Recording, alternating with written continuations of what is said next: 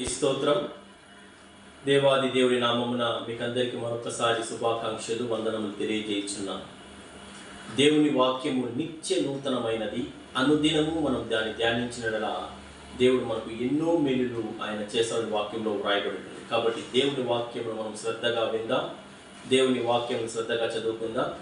మరి ఈరోజు అంశము, ప్రపంచంలో ఈరోజు ప్రతి ఒక్కరూ బాధపడుచున్న, ప్రతి ఒక్కరిలోనూ కలిగి ఉన్న యొక్క వ్యసనము, లేకపోతే అపవాది యొక్క కుతంత్రము, తంత్రము, అపవాది యొక్క ప్రయోగం మానవుని పైన ఏదంటే ముఖ్యంగా దురాశ. ఈరోజు ప్రతి ఒక్కరూ దీని వలయంలో, దీని యొక్క వలలో చిక్కుకొని ప్రతి ఒక్కరూ చాలా చాలా ఇబ్బందులు పడుతున్నారండి. మనుషునికి ఈ దురాశ అనే పాపము ఎంత భయంకరమైనదంటే, ఈరోజు సమాజంలో జరుగుతున్న అనేక రకమైన నేరాలకు, మరి అనేక రకమైన హత్యలకు ప్రధానమైన కారణము ఈ దురాశ. ఈ దురాశ అనే ఆ యొక్క అపవాది యొక్క అగ్ని బాణం ఎలాంటిదంటే, ఈ దురాశ కలిగిన వారు చూడండి, ముఖ్యంగా ధనాపేక్ష, ధనము ధనము ధనము ధనము అని పరిగెత్తూ ఉంటారు. డబ్బు సంపాదనే వారి యొక్క జయం. అది ఎలాగైనా సరే, అది మంచి మార్గంలో అయినా సరే, లేక చెడ మార్గంలో అయినా సరే, డబ్బు సంపాదించుకోవాలి, నేను మాత్రం సుఖంగా ఉండాలి, ఎదుటి వ్యక్తి ఏమైనా పర్వాలేదు, అతని డబ్బు కూడా ఎలాగైనా కాజేయాలి అనే యొక్క దురాశతో మనుషులు ఈరోజు కొట్టుమిట్టాడుతున్నారండి. దీనికి ప్రధానమైన కారణము అపవాది మనుషుని పైన చేయుచున్న అతి భయంకరమైన దాడి. వాని యొక్క అంబుల పొదిలో ఈ దురాశ, నిరాశ, నిస్పృహ, దుఃఖము, కోపము, అహంకారము, మత్సరము, ఇలాంటివన్నీ వాని దగ్గర వాటితో వాడు దాడి చేస్తుంటారు. మనిషి యొక్క ఆలోచన పైన వాడు దాడి చేస్తారు. సాతాను దగ్గర, అపవాది దగ్గర, వాని దగ్గర ఏ ఒక న్యూక్లియర్ బాంబ్స్ లేదంటే ఏ మిసైల్స్ లేవు, కానీ వాని దగ్గర ఉండే ఈ యొక్క భయంకరమైన మనుషుల ఆలోచనలతో వాడు ఆడుకుంటాడు. మనుషుల యొక్క ఆలోచనలతో వాడు ఆడుకుంటాడు. ఈ యొక్క దురాశ అనేది ఎంత భయంకరం అంటే, ఆఖరికి కుటుంబ బాంధవ్యంలో కూడా ఈ దురాశ అనేది ప్రవేశించి మన భార్యాభర్తల మధ్యలో కూడా చిచ్చు తీసుకొని వస్తూ, చూడండి, దేవుడు ప్రతి ఒక్కరికి, అనగా భర్తకు ఆయన భార్య దేవుడిచ్చిన బహుమానం అయితే, ఇతడేం చేస్తాడు, ప్రక్కవాని భార్య వైపు చూడడం, ఆమె అందంగా ఉంటే ఆమె వెనుక పడడం, ఆమెను ఎలాగైనా కోరుకోవడం, ఇలాంటి దురాశ ప్రతి ఒక్క అనగా దురాశతో మన మానవుడు పతనమైపోతున్నాడు. అలాగే గురువుని కూడా, స్త్రీ కూడా తన భర్త కాకుండా పరాయి పురుషుని పైన దురాశ పడటము, అతనితో అక్రమ సంబంధాలు ఏర్పరచుకోవడము, ఇలా మనుషుల మధ్య ఈ దురాశ అనేది ఏం చేస్తుందంటే, ఈ యొక్క అక్రమ సంబంధాలకు, ఆర్థిక నేరాలకు, ఇలా భయంకరమైన మనిషిలో ఒక మృగాన్ని బయటకు తీసుకుని వస్తుంది. కాబట్టి ఈ దురాశను మనం ముఖ్యంగా జయించాలి. దురాశను జయించాలంటే మనకున్న ఏకైక మార్గం మన వాక్యమే. దేవుని వాక్యం మనం చదువుకున్నప్పుడు, దేవుని యొక్క అడుగుజాడలో మనం నడిచినప్పుడు, ఈ దురాశలను, నిరాశలను, నిస్పృహలను, కోపాలను, మత్సరాలను, ఇలాంటివన్నీ సాతాను యొక్క ఆ యొక్క కుతంత్రాలను, తంత్రములు మనము జయించగలమని. కాబట్టి దేవుని వాక్యం గట్టిగా పట్టుకుందాం. యాకోబు పత్రిక 1వ అధ్యాయం 15వ వచనం చదువుకుందాం. యాకోబు పత్రిక 1వ అధ్యాయం 15వ వచనం. దురాశ గర్భము ధరించి పాపమును కనుక, పాపము పరిపక్వమై మరణమును కనును. మరొకసారి చదువుతుంది. దురాశ గర్భమును ధరించి పాపమును కనుక, పాపము పరిపక్వమై మరణమును కనునే మాట చూస్తున్నాం. ఒక చిన్న ప్రార్థన చేసుకొని మనం వాక్యం ప్రారంభించుకున్నాం. కృపగల తండ్రి, ప్రేమ గల రాజా, ఈ యొక్క ఉదయకాల సమయంలో నా ప్రభువా తండ్రి, మీరు మాతో మాట్లాడండి నా తండ్రి. ఈ యొక్క వాక్య సందేశం ద్వారా తండ్రి యేసయ్య, నా తండ్రి, వినుచున్న వారికి కూడా నా ప్రభువా తండ్రి, ఆ వాక్యంలోని తండ్రి యేసయ్య అంతరార్థమును వారు అర్థం చేసుకుని నా ప్రభువా, విన్న వాక్యము హృదయంలో భద్రపరుచుకుని నా ప్రభువా, విన్న వాక్యం ప్రకారం నా తండ్రి యేసయ్య మా జీవితాలు తండ్రి, నా తండ్రి, మేము మార్చుకోవడానికి మాకు సహాయం చేయనా ప్రభువా. మీ సహాయం లేదు మేము ఏమి చేయగలం నా ప్రభువా తండ్రి. మా యొక్క ఆలోచనలు, మా యొక్క బుద్ధి జ్ఞానమును మార్చండి నా ప్రభువా తండ్రి. దురాశలతో మేము పడిపోకుండా, దురాశలకు మేము లోను కాకుండా నా ప్రభువా, ఉన్న దాంతో మేము తృప్తపడే జీవితాన్ని మాకు దయచేయండి నా ప్రభువా నైనా తండ్రి. అటువంటి కృపను దయచేయండి నా ప్రభువా. నన్ను నీ యొక్క సిలువ మార్గాన మరుగుపరిచి నా తండ్రి, నన్ను నీ నోటి బోరగా వాడుకోనమని నా ప్రభువా, మా ప్రభువును రక్షకుడైన యేసుక్రీస్తు నామమును బట్టి పాపిని బ్రతిమాలు వేడుకొంచిన పరమ తండ్రి, ఆమేన్. ఆమేన్. Praise the lord. మరి వాక్యం అంశము దురాశ. ఈ యొక్క దురాశను మనము జాగ్రత్తగా ఆలోచించేసినట్టయితే బైబిల్ గ్రంథంలో ఈ దురాశకు లోనయ్యి పతనమైపోయిన వాళ్ళు అనేక మంది మనకు కనబడతారు. వాటిని నేను మీ ముందుకు తీసుకుని వస్తాను. అంత మాత్రమే కాకుండా 1 యోహాను 3వ అధ్యాయం 4వ వచనంలో కూడా ఒక మాట ఉంటుంది. 1 యోహాను 3వ అధ్యాయం 4వ వచనంలో, పాపము చేయు ప్రతివాడు ఆజ్ఞను అతిక్రమించును, ఆజ్ఞాతిక్రమమే పాపము. చూడండి, దురాశ గర్భమును ధరించి పాపమును కనగా పాపం పరిపక్వమై మరణాన్ని కనింది. ఈ దురాశ ఏం చేసిందంటే పాపమును మనిషిలోకి తీసుకుని వచ్చింది. ఈ పాపం ఏమనగా ఆజ్ఞాతిక్రమమే పాపము. పాపము వలన వచ్చే జీతం మరణము. చూడండి, పాపము వలన వచ్చే జీతం మరణము. అయితే మన ప్రభు అయిన యేసుక్రీస్తునందు అయేనగా పాపం వలన వచ్చే జీతం మరణము, అయితే దేవుని కృపావరము మన ప్రభు అయిన యేసుక్రీస్తునందు నిత్య జీవము. ఈ పాపము వలన మనకు మరణాన్ని మనం తీసుకొని వచ్చుకున్నాము. అయితే ఈ మరణాన్ని మనం జయించాలంటే దేవుని యందు అనగా యేసయ్య నందు విశ్వాసం ఉంచువాడు అతడు మరణించకుండా, అనగా భౌతిక మరణం అనేది మనకి సహజమైనదైనా కానీ మరణం తర్వాత వచ్చే ఆ యొక్క జీవితంలో మనం నిత్య మరణానికి వెళ్ళిపోకుండా, అనగా నిత్యాగ్నికి వెళ్ళిపోకుండా ఉండాలంటే యేసుక్రీస్తునందు మనం విశ్వాసం ఉంచాలి. యేసయ్య యొక్క కృపావరము, మన దేవుని యొక్క కృపావరము యేసయ్య నందు మనకు నిత్య జీవము. యోహాను సువార్త 3:16 అందరికీ తెలిసిన వచనమే కదా. దేవుడు లోకమును ఎంతో ప్రేమించను కాగా తన అద్వితీయ కుమారునిగా పుట్టిన వాని విశ్వాసం ఉంచువాడు నశింపక నిత్య జీవం పొందినట్లు ఆయనను మనకు అనుగ్రహించినాడు. దేవుడు మనము నశించిపోకుండా ఆ యొక్క నిత్య నరకంలోనికి వెళ్లకుండా ఉండాలంటే దేవుడు తన కుమారుని లోకంలోనికి పంపించినాడు. ఆ కుమారుని పైన మనకు రావాల్సిన శిక్షణ ఆ కుమారుని పైన మోపినాడు. మనందరి పాపముల కొరకు ఆ కుమారుడు అనగా యేసుక్రీస్తు శిలువమానుపై ఆయన మరణించి, ఆ మరణాన్ని ఆయన జయించి, మరణపు ముళ్ళును ఆయన విరిచి తిరిగి ఆయన సజీవుడుగా 3వ రోజు తిరిగి పునరుత్థానుడై నేటికి కూడా సజీవుడుగా ఉంటూ నీ కొరకు నా కొరకు ఆయన ఆ యొక్క దేవుని యొక్క సింహాసనం కుడివైపున ఆయన ఆసీనుడుండి నీ కొరకు నా కొరకు ఆయన విజ్ఞాపన చేయుచున్నాడు. ఈ విషయాన్ని ఎవరైతే విశ్వసిస్తారో, ఎవరైతే ఈ విషయాన్ని అనగా యేసుక్రీస్తు మన పాపముల కొరకు మరణించి తిరిగి లేచి ఆయన దేవుని సన్నిధిలో మన కొరకు విజ్ఞాపన చేయుచున్నాడు అనే మాటను ఎవరైతే విశ్వసిస్తారో వారు మాత్రమే రక్షింపబడతారు. వారు మాత్రమే ఆ యొక్క భయంకరమైన ఆ యొక్క పాపంలో పడిపోకుండా, మరణాన్ని చవిచూడకుండా వారందరూ నిత్య జీవం వెళ్ళడానికి ఆయన మాత్రమే మార్గము, సత్యము, జీవమని ఉంటున్నాడు. కాబట్టి మనము ఆజ్ఞను మనం అతిక్రమించకూడదు.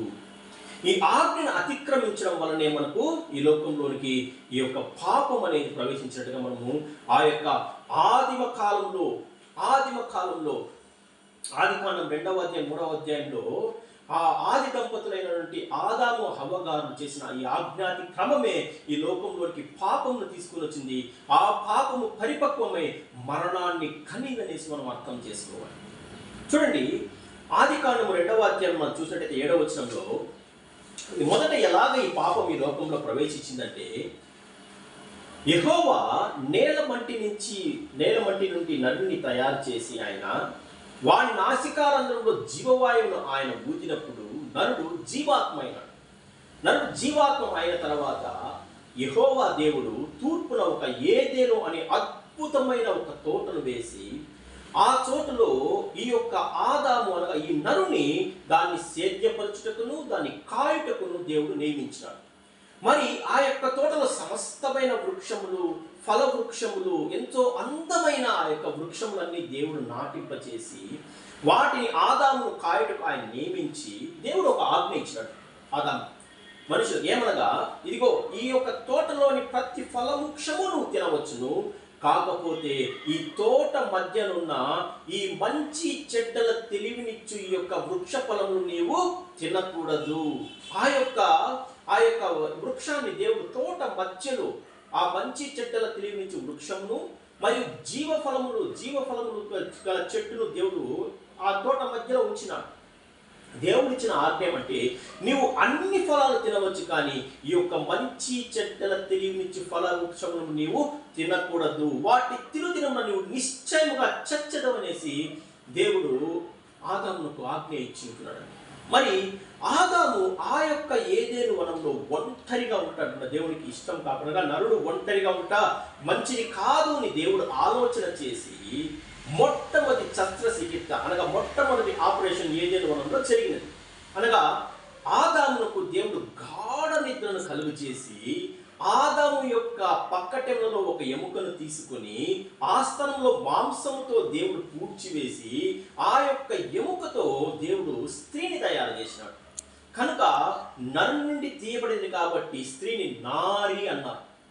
ఎప్పుడైతే ఆ స్త్రీని తయారు చేసి ఆదాము ఎద్దుకు తీసుకొని వచ్చినాడో ఆదాము ఒక చక్కని పాట పాడాడు, నా ఎముకలలో ఎముక నా మాంసములో మాంసమని. ఆదాము ఎంతో సంతోషంతో ఆయన పాటలు పాడుతూ ఆ యొక్క స్త్రీని ఆయన ఇష్టపూర్వకంగా ఆయన స్వీకరించాడు. ఎంతో సంతోషంగా ఏదైనా వనంలో వాళ్ళు సుఖ సంతోషాలతో తిరుగుచూ స్వేచ్ఛగల జీవితం జీవిస్తూ వాళ్ళ సంతోషంతో దేవుడి పైన విశ్వాసంతో ప్రతి చల్లపూట దేవుని యొక్క స్వరమును వింటూ ఆనందకరమైన జీవితం జీవించుతున్న సమయంలో అక్కడ సర్పము అనగా సాతాను ప్రవేశించడం.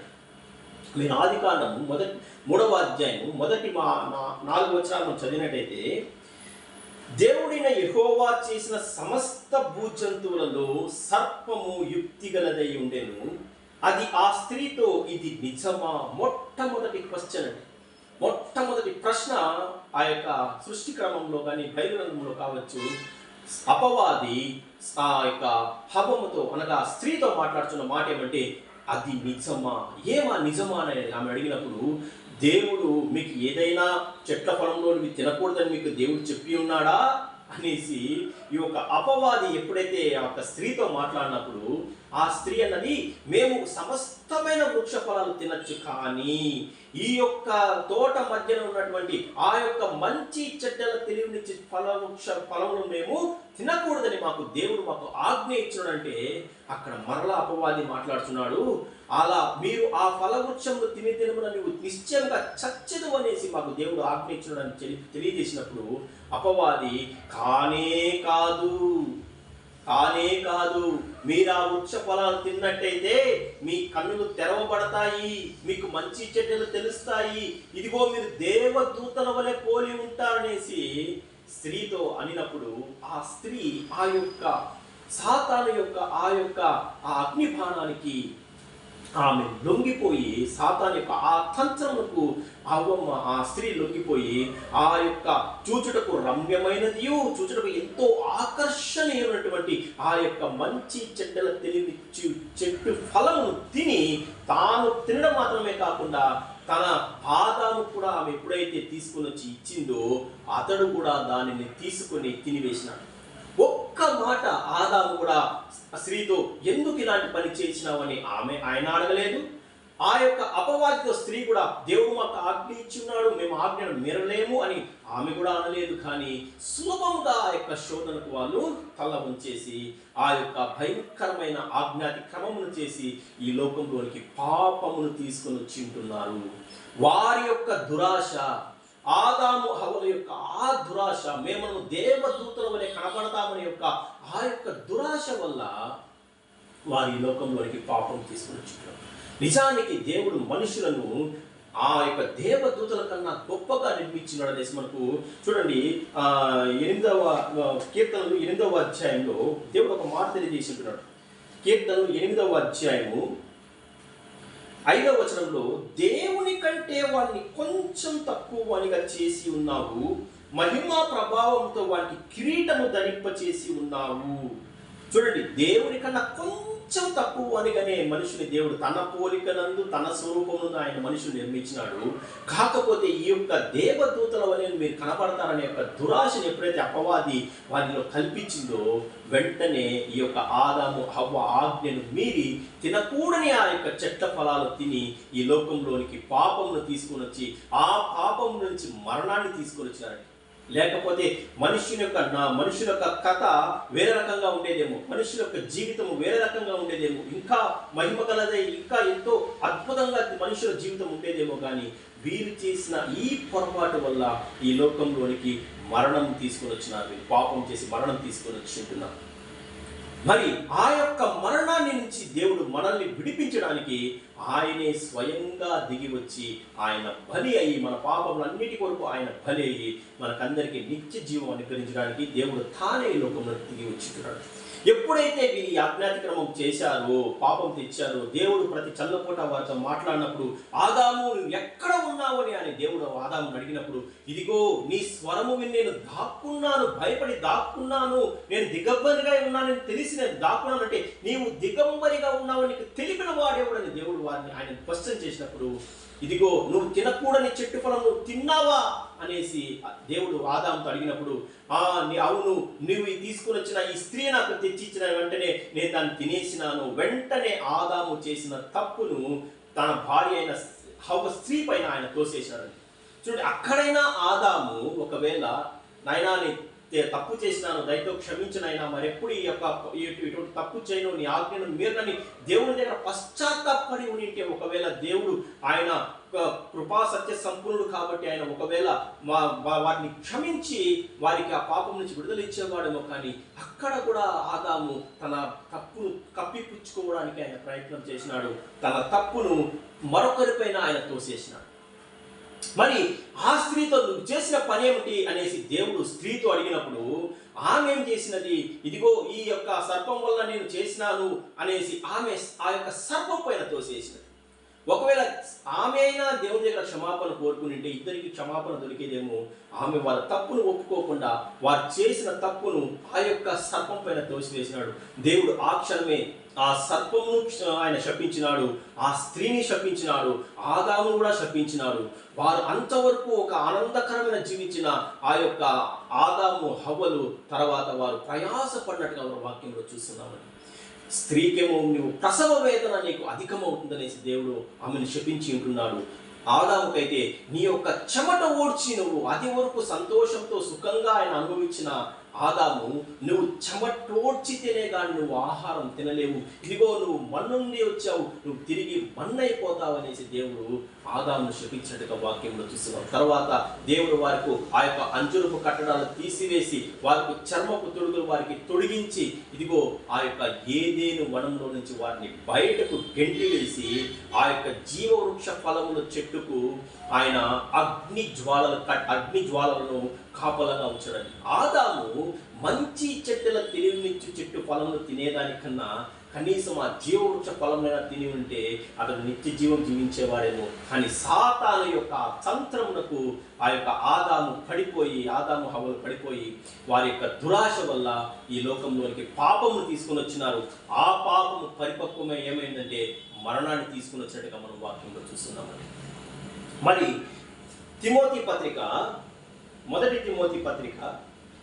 కొలస్సీల పత్రిక 3వ అధ్యాయము 5వ వచనం చదివినట్టయితే, కొలస్సీ పత్రిక 3వ అధ్యాయం 5వ వచనం చదివినట్టయితే, కావున భూమి మీద ఉన్న మీ అవయవములను అనగా జారత్వమును, అపవిత్రతను, కామాతురతను, దురాశను, విగ్రహారాధన, ధనాపేక్షను చంపివేయుడి.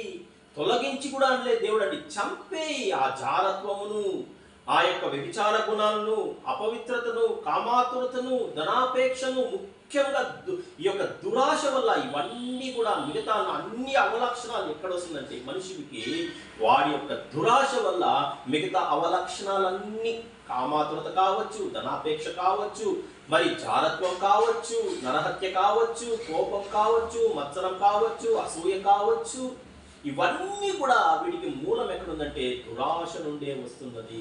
కాబట్టి మొట్టమొదటిగా దురాశను ప్రతి మనుషుడు చంపేయాలి. ఆ యొక్క ధనాపేక్ష వలన ఆ యొక్క బైబిల్ గ్రంథంలో కూడా అనేక మంది వాళ్ళు తమ నాశనాన్ని తామే తెచ్చుకున్నారు.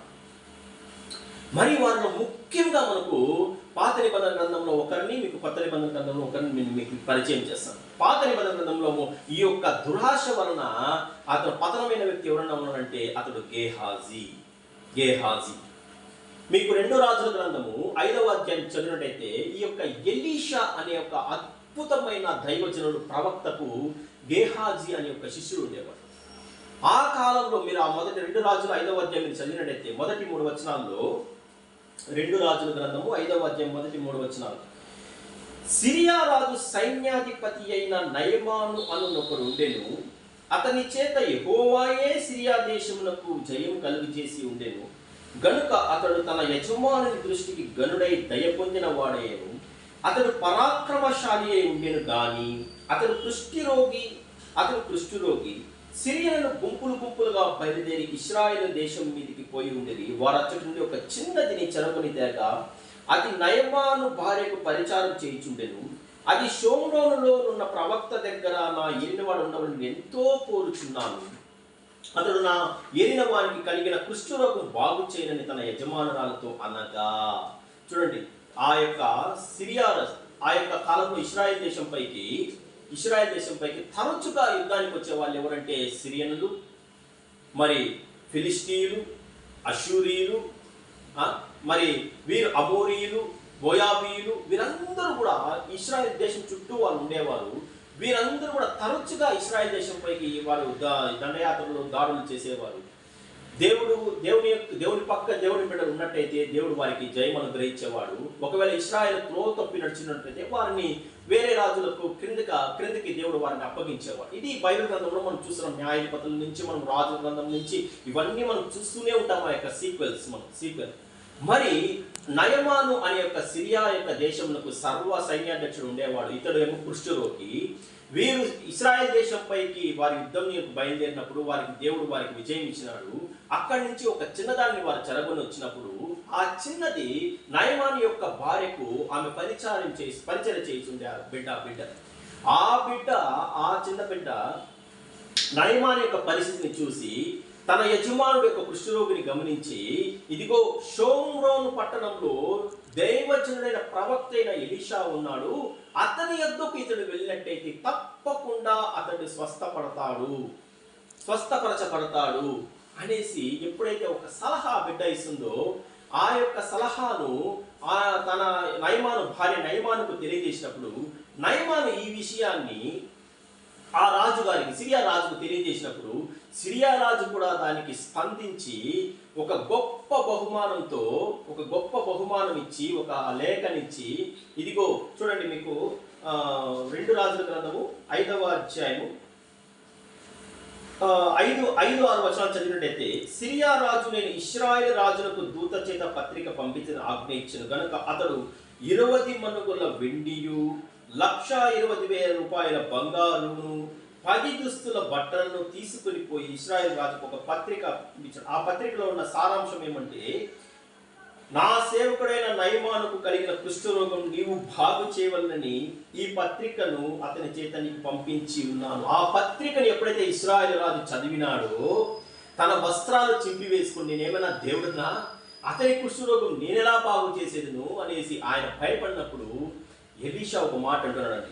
8వ వచనంలో, 2 రాజులు 5వ అధ్యాయం 8వ వచనంలో ఎలీషా గారు ఒక అద్భుతమైన మాట అంటున్నాడు. చూడండి, ఇశ్రాయేలు రాజు తన వస్త్రము చింపుకున్న సంగతి దైవజనుడైన ఎలీషాకు వినబడినప్పుడు అతడు, నీ వస్త్రము నువ్వెందుకు చింపుకుంటివి?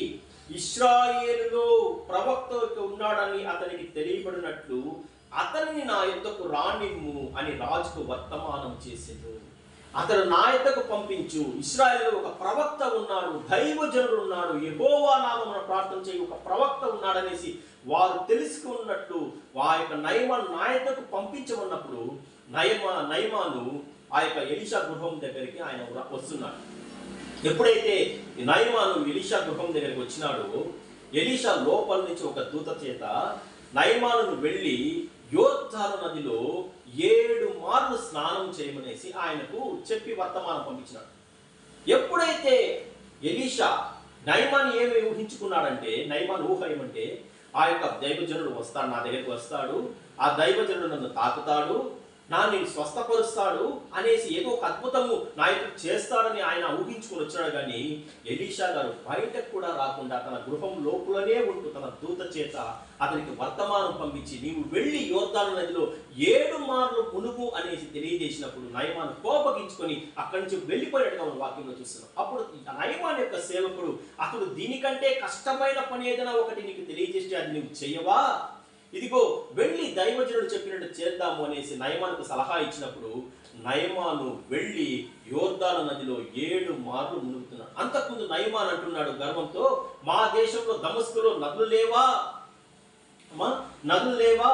చూడండి ఆ యొక్క మాటలు, అబానాయిమును పర్ఫర్మును బట్టి శ్రేష్టమైన నదులు లేవా, నేను అక్కడ మునిగి నేను స్వస్థత పొందలేనా, యోర్దాను నదిలో నేను మునిగితే స్వస్థత పొందుతానా అనేసి ఆయన అవిశ్వాసం చూపించినప్పుడు తన పనివాని చేత అతడు హెచ్చరింపబడి అతడు మరలా ఆ యొక్క యోర్దాను నదిలోనికి వెళ్ళి 7 మార్లు అతడు మునిగినప్పుడు లేచినప్పుడు ఆ యొక్క నయమాని యొక్క దేహము పసిపిల్లల వలె దేహము వలె అంత అద్భుతమైన శరీరము నయమానుకు మరలా రాబడినాడు. ఆ యొక్క కుష్ఠరోగం మొత్తము స్వస్థత పడింది. ఎప్పుడైతే కుష్ఠరోగం నుంచి అతడు విడుదల పొందినాడో నయమాను పట్టరాని సంతోషంతో ఎలీషా ఎద్దకు వచ్చి, ఇదిగో అతడు గొప్ప బహుమానం ఎలీషా గారికి అతడు ఇవ్వడానికి సిద్ధపడ్డాడు. కానీ అక్కడ ఎలీషా చూపించినటువంటి ఆ యొక్క పరిపక్వత చూడండి ఎంత అద్భుతంగా ఉంటుందో. 2 రాజుల గ్రంథము 5వ అధ్యాయము 16వ వచనం, ఎలీషా ఎవరిని సన్నిధిని నేను నిలబడి ఉన్నానో ఇశ్రాయేలు దేవుడైన ఆ యెహోవా జీవముతోడు నేనేమీ తీసుకొనని చెప్పాను. నయమాను ఎంతో బతిమాలను కొన్నా కానీ అతడు ఒప్పకపోయినాడు ఎలీషా. మరి అంత మాత్రమే కాకుండా ఆఖరికి నయమాను అక్కడి నుంచి రెండు బస్తాల మట్టిని తీసుకొని తన రాజ్యంలో బయలుదేరాడు. ఎన్ని కానుకలు ఇచ్చినా ఇక్కడ దైవజనుడు లొంగిపోలేదు. ఒక బిలాము వలె ఆ యొక్క ధనానికి ఆశపడి ఇశ్రాయేలు జనాంగాన్ని శపించడానికి బిలాము సిద్ధపడినట్లుగా ఎలీషా ఇక్కడ ధనాపేక్ష కలిగి ఉండలేదు. అతనికి ఆ దురాశ లేదు. ముఖ్యంగా ఇక్కడ ఎలీషా మనకు నేర్పిస్తున్న పాఠం ఏమంటే, ముఖ్యంగా మనకు ధనాపేక్ష ఉండకూడదు. ముఖ్యంగా బోధకులకు అస్సలే ఉండకూడదు. ఎందుకనగా ఈరోజు సంఘాల్లో ఈ యొక్క ధనాపేక్ష వలన ఎన్నో దారుణాలు జరుగుతున్నాయి. కాబట్టి ముఖ్యంగా ధనాపేక్ష అనే దురాశను మనల్ని జయించాలనేసి దేవుడు మనకు వాక్యం ద్వారా మనతో మాట్లాడుతున్నాడు. కాబట్టి మనమందరం ఆ యొక్క ధనాపేక్ష అనే దురాశను చంపేద్దాం. ఎలీషా అటువంటి క్రియ చేసిన వల్ల ఎలీషా యొక్క పేరు ఈ రోజుకి కూడా బైబిల్ గ్రంథంలో ఎంతో ఘనంగా వ్రాయబడి ఉంటున్నది. మరి ఇవన్నీ చూస్తున్న ఎలీషా గారి యొక్క శిష్యుడు గేహాజీ చేసిన పని చూడండి. ఎలీషా యొక్క శిష్యుడు ఎలీషా దగ్గర శిష్యత్వం చేస్తున్నాడు. ఎలీషా యొక్క ఆ యొక్క అద్భుతాలు చూస్తున్నాడు. ఎలీషా చేస్తున్న స్వస్థతలు చూస్తున్నాడు. ఎలీషా చేస్తున్న దైవభక్తిని చూస్తున్నా కానీ గేహాజీలో ఎటువంటి మార్పు రాలేదు. కానీ ఒక దొంగ శిష్యుడుగా గేహాజీ గారు ఎలీషా గారికి ఉన్నాడు. ఎలీషా నిరాకరించిన ఆ యొక్క బహుమాన్ని ఎలాగైనా పొందుకోవాలని దురాశ బయలుదేరింది గేహాజీలో. చూడండి 2 రాజులు 5వ అధ్యాయం 20వ వచనంలో మనం చదివినట్టయితే, అంతటా దైవజనుడైన ఎలీషాకు సేవకుడకు గేహాజీ, సీరియనుడైన ఈ నయమాను తీసుకువచ్చిన వాటిని అంగీకరించుటకు నా యజమానికి మనస్సు లేకపోయాను. కానీ యెహోవా జీవముతోడు నేను పరిగెత్తుకొని పోయి అతన్ని కలుసుకొని అతనితో ఏదైనా తీసుకుందాననేసి నయమాను అతడు అక్కడి నుంచి వెళ్ళిపోయిన తర్వాత నయమాను రథం వెంబడి ఆ రథంలో ఆయన తన దేశానికి అనగా సిరియా దేశానికి ఆయన వెళ్ళిపోతుంటే ఇతడు ఆ రథం వెంబడి పరిగెత్తుకుంటూ వెళ్ళినాడు. ఎలాగైనా ఆ యొక్క బహుమానం నేను తీసుకోవాలి, ఆ ధనాన్ని నేను తీసుకోవాలి, ఆ వెండిని తీసుకోవాలి, ఆ దుస్తులను తీసుకోవాలి అనేసి ఎలాగైనా తీసుకోవాలనే దురాశతో ఆ రథం వెంబడి పరిగెత్తున్నప్పుడు వెనక పరిగెత్తుకుంటూ వస్తున్న గేహాజీని నయమాను గమనించి అతని సంస్కారం చూడండి, వెంటనే రథాన్ని ఆపివేసి వెంటనే ఆ యొక్క సర్వ సైన్యాధ్యక్షుడు, కేవలం ఇతడు ఒక శిష్యుడు, ఇతడు ఒక పనివాడు మాత్రమే, అతన్ని చూచి అతడు ఆయన గౌరవంగా సగౌరవంగా కిందికి రథం నుంచి క్రిందికి దిగి గేహాజీని ఎదుర్కొంటూ వెళ్ళి ఏమి జరిగినది, నా వల్ల ఏమి కావాలనేసి అతను అడిగినప్పుడు, ఇదిగో ఎఫ్రాయిం నుంచి 2 యువకులు వచ్చినారు, ఇప్పుడే నా యొక్క దైవజనుడి ఎదుటకు దైవజనుడు తెలియజేసినాడు, అతనికి 2 దుస్తులను 20 మణుగుల వెండిని తీసుకురావాలనేసి 2 దుస్తులను మరియు 2 మణుగుల వెండిని తీసుకురావాల్సిందిగా ఎలీషా గారు ఆజ్ఞ నాకు తెలియజేసినప్పుడు అన్నప్పుడు అతడు దేవుడు నీకు ఇష్టమైతే రెట్టింపు తీసుకో, నయమాన్ చూడండి, రెట్టింపు తీసుకో అన్నప్పుడు గేహాజీ ఎంతో సంతోషంతో ఆ రెండు దుస్తులను మరియు 4 మణుగుల వెండిని తీసుకుని తన పనివారి చేత నయమాన్ అతనికి గేహాజీ వెంబడి పంపించినప్పుడు గేహాజీని తన ఇంటి వద్దకు తీసుకెళ్ళి ఆ ఇంటి లోపల వాటిని దాచిపెట్టి ఏమీ తెలియని వ్యక్తిగా ఆ యొక్క ఎలీషా సన్నిధికి వెళ్తున్నాడు ఆ యొక్క గేహాజీ ఎప్పుడైతే ఎలీషా సన్నిధికి వెళ్ళాడో ఎలీషా అడుగుతున్నాడు, నువ్వు ఎక్కడి నుంచి వస్తున్నావు, ఎక్కడికి నువ్వు పోయి వస్తున్నప్పుడు నేను ఎక్కడికి వెళ్ళలేదే, యెహోవా జీవితంలో ఎక్కడికి వెళ్ళలేదే అని అతను అబద్ధం చెప్పినప్పుడు, ఇదిగో నువ్వు రక్తము వెంబడి పరిగెత్తున్నప్పుడు నా మనస్సు నీతో కూడా రాలేదా, నయమాను నిన్ను ఎదుర్కొంటూ వచ్చినప్పుడు నా మనసు నీతో కూడా రాలేదా అనేసి ఆ యొక్క గేహాజీతో ఎలీషా అన్నప్పుడు గేహాజీ నిశ్చేష్టుడైపోయాడు. ఎందుకంటే దేవుని ప్రవక్త గేహాజీకి బాగా తెలుసు ఎలీషా గారి యొక్క ఆయన యొక్క విశ్వాసం గురించి, దేవుడు అతనికి తోడుగా ఉండే విధానాన్ని బట్టి గేహాజీకి అన్ని విషయాలు తెలిసినా కానీ ఈ యొక్క దురాశ గేహాజీని ఆ రథం వెంబడి పరిగెత్తేలాగా చేసింది. ఆ యొక్క ధనాపేక్ష కొరకు, ఆ యొక్క ధనాన్ని, ఆ యొక్క దుస్తులను సంపాదించుకోవాలని అతని మనసు వెంపర్లాడిపోయినది. చూడండి, ఆ యొక్క 2 రాజులు 5వ అధ్యాయం 26వ వచనంలో, అంతటా ఎలీషా వారితో, ఆ మనుష్యుడు తన రథం దిగి నిన్ను ఎదుర్కొన్నకు తిరిగి వచ్చినప్పుడు నా మనసు నీతో కూడా రాలేదా, ద్రవ్యమును, వస్త్రములను, ఒలీవ చెట్ల తోటలను, ద్రాక్ష తోటలను, గొర్రెలను, ఎడ్లను, దాసదాసులను సంపాదించుకు ఇది సమయమా నువ్వు ఎవరి సన్నిధిలో ఉంటున్నావు? ముఖ్యంగా భక్తి జీవితమును, విశ్వాస జీవితమును మనం ముందుకెళ్ళాలంటే వీటన్నిటిని మనం విడిచిపెట్టాలి, ధనాపేక్షను విడిచిపెట్టాలి. మరి ఆ ఎడ్లను వాటిని అవి కాదు మనం సంపాదించుకోవడం, కానీ దేవుని యొక్క దయను సంపాదించుకోవడానికి మనుషుడు, ప్రతి విశ్వాసి ప్రయత్నం చేయాలి. అంత మాత్రమే కాకుండా ప్రతి ఒక్కరికి సువార్తను ప్రకటించే వారిగా ఉండాలి. కానీ ఎలాగో అలాగా ధనాన్ని సంపాదించుకోవాలనే యొక్క దురభిప్రాయంతో, దురాశతో ఏ యొక్క క్రైస్తవ విశ్వాసి కానీ జీవించకూడదనేసి గేహాజీ యొక్క జీవితం మనకు చక్కగా మనకు పాఠం నేర్పిస్తున్నది. ఆ యొక్క చివరి వచనం 5వ అధ్యాయం చివరి వచనం చూసినట్టయితే, కాబట్టి నయమాను కలిగిన కృష్టును నీకును నీ సంతతికి సర్వకాలము అంటి ఉండును అని చెప్పగా, వాడు మంచు వలె తెల్లైన కృష్ణము కలిగి ఎలీషా నుండి వెళ్ళిపోయి, ఇదిగో ఎలీషా నుంచి నువ్వు ధనాన్ని, దుస్తులనే కాదు అతన్ని వదిలిపెట్టిన ఆ కృష్ణరూపం కూడా నువ్వు తీసుకో, ఇదిగో నీకును నీ సంతతి వారికి సదాకాలము ఎప్పటికీ కృష్ణ అంటి పెట్టుకునే ఉండుననేసి ఎప్పుడైతే శపింపబడ్డాడో, దురాశ కలిగిన ఈ యొక్క గేహాజీ మంచు వలె ఒక తెల్లని కుష్ఠరోగం కలిగి తలదించుకొని సిగ్గుతో అక్కడి నుంచి వెలుపలికి వచ్చేసినట్టుగా మనం వాక్యంలో చూస్తున్నాం. మరి కొత్త నిబంధనలు అని మనం ఆలోచించేసినట్టయితే ఇంకా భయంకరమైన దురాశపరుడు. యేసయ్యతో పాటు 3.5 సంవత్సరములు శిష్యరికం చేస్తూ, ఆ యొక్క 3.5 సంవత్సరములు యేసయ్యని వెంబడిస్తూ, యేసయ్య చేసిన అద్భుతాలు, స్వస్థతలు, మరణంలో ఉండేవాడిని తిరిగి లేపినవాడు యేసయ్య, అటువంటి అద్భుతమైన మెస్సియాతో తిరిగిన, ఈ దేవుని కుమారుతో తిరిగిన యొక్క ఇస్కరియోతు యూద ఈ దురాశ వలన మరీ భయంకరంగా నాశనం అయిపోయాడు, పతనమైపోయినాడు. అసలు ఆ యొక్క యేసయ్య తన శిష్యులకు ఇచ్చిన ఆధిక్యత ఏమంటే, మీరు పరలోక రాజ్యంలో ఇశ్రాయేలు 12 గోత్రంలో వారికి తీర్పు తీరుస్తారనేంత వారికి ఆధిక్యత దేవుడు వారికి అనుగ్రహిస్తే, అవన్నీ కూడా లెక్క చేయకుండా ఇస్కరియోతు యూదా కేవలం 30 వెండి నాణాలకి రక్షకుడిని యేసయ్యను అతడు ప్రధాన యాజకులకు అమ్మివేసినట్టు మనం వాక్యం చూస్తున్నాము. ఇతని కన్నా దౌర్భాగ్యుడు, ఇతని కన్నా దురదృష్టవంతుడు, ఇతని కన్నా దురాశపరుడు, ఇతని కన్నా అతి నీచమైన వాడు మానవ చరిత్రలో ఎవరు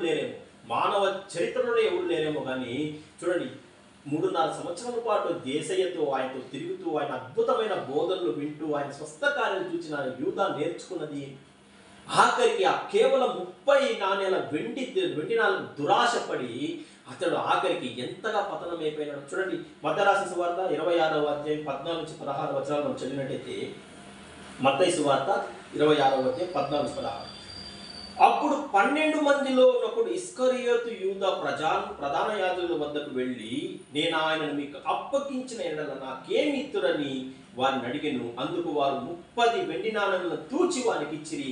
వాడప్పటి నుంచి ఆయనను అప్పగించుటకు తగిన సమయం కనిపెట్టుచుండు. భయంకరమైన వెన్నుపోటుదారుడు ఈ ఇస్కరియోతు యూదా. ఆ 30 వెండి నాణెలకు ఆశపడి అసలుకి రక్షణ అంటే తెలుసుకున్నాడు, విశ్వాసం కలిగి జీవించినాడు, యేసయ్యతో ప్రయాణం చేసినాడు, అద్భుతాలు చూసినాడు. మరి ఎలా పతనం అయిపోయినాడో కానీ సాతాను ఇతనిలో ప్రవేశించి ఇతని ద్వారా యేసయ్యను ఆ యొక్క ప్రధాన యాజకుల వద్దకు అప్పగించడం మన వాక్యంలో చూస్తున్నాము. యేసయ్యను ప్రధాన యాజకులకు ఆ యొక్క యేసయ్యను ఆ గెత్సెమనే తోటలో ఇతడు ఈ ఇస్కరియోతు యూదా ముద్దు పెట్టి అతను ఆ యొక్క గుర్తును తెలియజేసి యేసయ్యను ఆ యొక్క ప్రధాన యాజకులకు సైనికులకు అప్పగింపబడినప్పుడు యేసయ్యను వారు చిత్రవద చేస్తుంటే అప్పుడు బుద్ధి వచ్చిందండి ఇతనికి.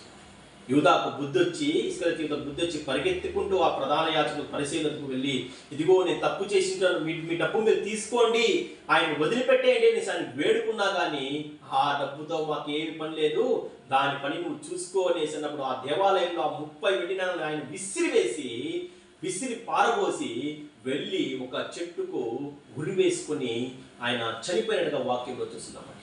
చూసినారా ఎంత భయంకరమైన పరిస్థితి. యూదా యొక్క ఆ యొక్క దురాశ అతన్ని ఆత్మహత్యకు ప్రేరేపించింది. ఈరోజు కూడా మనుషుల్లో ఈ యొక్క దురాశ ఆత్మహత్యలే కాదండి, నరహత్యలకు, అన్ని రకాల యొక్క పాపములకు ప్రధానమైన కారణము దురాశే. కాబట్టి దురాశను చంపేయండి అనేసి, అందుకే కొలసీ పత్రికలో అంటున్నాడు, ధనాపేక్షను, దురాశను, ముఖ్యంగా దురాశను చంపేయండి, దాన్ని చంపేయాలి మనము. లేదంటే మనలో కూడా దురాశ బయలుదేరిందంటే మన యొక్క పర్యవసానం ఎలాగుంటుందో మనకు కూడా తెలియదు. సాతాను వాటిని ఆ యొక్క మన మనుషులపైన దురాశని యొక్క ప్రయోగించి వాడు మనుషుల్ని ప్రక్కదారి తప్పిస్తూ రక్షణ నుంచి మరలా లోకంలోనికి వాడిని పాల్గొనవచ్చు, మరి ఆ యొక్క భయంకరమైన పాపములు చేయడానికి వాడు ప్రేరేపిస్తున్నాడు. కాబట్టి దురాశను మనం జయించాలి. ఇక్కడ ఇస్కరియోతు యూదా ఒక ఉన్నతమైన స్థానమును, ఒక ఉన్నతమైన బహుమానమును కోల్పోయి ఆ దురాశ వల్ల ఆఖరికి ఆత్మహత్య చేసుకునేంతగా దిగజారిపోయినాడు. కాబట్టి ఈ లోకంలో అటువంటి దురదృష్టవంతుడు, అటువంటి భయంకరమైన వెన్నుపోటుదారుడు మరి ఎవరు లేరనేసి మనం వాక్యం తెలియజేస్తున్నాం. కాబట్టి మనం దురాశను మనం జయిద్దాం. ఎలాగైనా ఈ దురాశను జయించాలంటే మనకు దేవుడి యొక్క సహాయం కావాలి. అన్ని వేళలా దేవుని పైన విశ్వాసం కలిగి వాక్యం చదువుతూ మనం దేవునితో సహవాసం చేసినట్టయితే వీటన్నిటి నుంచి దేవుడు మనల్ని విడిపిస్తాడు. ఆయనతో సహవాసం చేసినట్లా మీకు సమాధానం కలుగును, అలాగూ మీకు మేలు కలుగును అనేసి యోబు గ్రంథం 22వ అధ్యాయం 21వ వచనంలో మనకు కనబడుతుంది. కాబట్టి అలాగా మనం జీవించడానికి ప్రయత్నం చేద్దాం. మనం కూడా ఈ దురాశను ఎలాగైనా జయిద్దాం. దురాశ నుండి మనం కూడా దేవుని యొక్క సహకారంతో విడుదల పొందుతాం. దేవుడు తన వాక్యమును దీవించి నడిపించుగా చిన్న ప్రార్థన చేసుకుందాం. మహిమగల తండ్రి, ప్రేమగల రాజా, నాయనా తండ్రి, ఇంతవరకు తండ్రి యేసయ్యా మీరు మాతో మాట్లాడిన విధానం బట్టి మీకు వందనాలు చెల్లిస్తున్నాం నా తండ్రి. అవునైనా తండ్రి, సాతాను యొక్క ఆ యొక్క తంత్రములకు మేము లొంగిపోకుండా నా తండ్రి, ఆ యొక్క దురాశను జయించడానికి మాకు సహాయం చేయండి నా తండ్రి. మీరు సహాయం చేసినట్టయితే నా ప్రభా తండ్రి, మేము కూడా తండ్రి ఆ యొక్క దురాశను జయించిన ప్రభా మీకు ఇష్టమైన బిడ్డలుగా, మీకు ఇష్టమైన పాత్రలుగా మేము జీవించడానికి మాకు సహాయం చేయండి నా ప్రభా తండ్రి యేసయ్య. విన్న వాక్యాన్ని వారందరినీ దీవించండి నా ప్రభా. వారి జీవితాల్లో గొప్ప మెరులు తీసుకురండి నా ప్రభా. అందరినీ ఆశీర్వదించండి నా ప్రభా తండ్రి. ఇదిగో నా ప్రభా తండ్రి, మేమందరము పాపులమే తండ్రి. నేను తండ్రి మా యొక్క పాపాన్ని మీ ఎదుట ఒప్పుకొనిచున్నాం కాబట్టి దయతో తండ్రి, ప్రేమ కలిగిన వ్యక్తి మీరు మమ్మల్ని క్షమించి మరలా మమ్మల్ని రక్షణ మార్గంలో నడిపించమని మా ప్రభువును రక్షకుడు నేను యేసుక్రీస్తు పుణ్యదేవి నామమును బట్టి పాపునే బ్రతిమాలి వేడుకొంచున్న పరమ తండ్రి. ఆమేన్, ఆమేన్. క్రైస్తవ